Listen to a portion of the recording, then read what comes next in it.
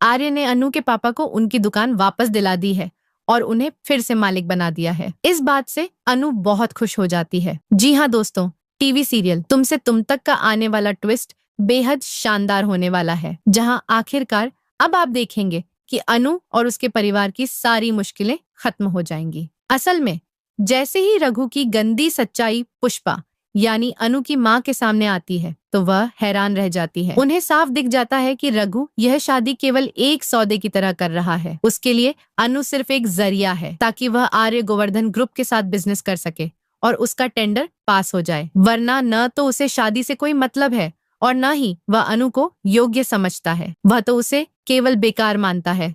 यह सब कुछ सुनकर पुष्पा अपनी बेटी के खिलाफ यह अपमान बर्दाश्त नहीं कर पाती और रघु को खूब खरी खोटी सुनाती है। साथ ही उसके बेटे विपिन को भी, जो केवल अपने पिता के इशारों पर चलता है। अब यहाँ शादी टूट चुकी है, लेकिन रघु बदला लेने के लिए दोबारा आता है और कहता है कि अब तो आप लोग अपनी दुकान वापस पाने का सपना भूल जाइए। वह साफ बोल देता है कि यह दुकान आपको नहीं मिलने वाली। जी हाँ, जिस साड़ी की दुकान को कभी अनु के पापा ने छोड़ा था, अब उसी दुकान पर रघु का नापाक इरादा है। वह वहां आकर बदतमीजी करता है, लेकिन उसी समय आर्य वहां पहुंच जाता है और कहता है कि अब यह दुकान अनु के पापा को वापस मिलेगी।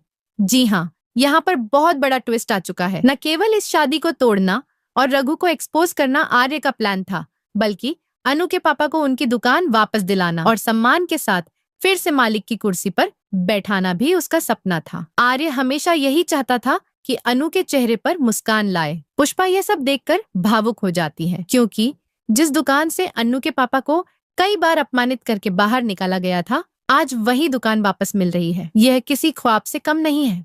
अब अनु के पापा फिर से उस दुकान के असली मालिक बन जाएंगे। आर्य जानता है कि मालिक की असली जगह कहाँ होती है और इसलिए वह अनु के पापा को उनका हक दिलाने के लिए पूरी तरह तैयार है। यह देखकर पुष्पा और अनु दोनों बेहद खुश हो जाते हैं। वहीं रघु का चेहरा उतर जाता है।